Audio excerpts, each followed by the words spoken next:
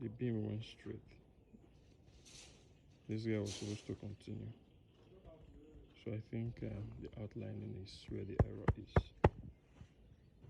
And that has a lot to do with how the building come out. So this place now became a void, but it's not a void originally.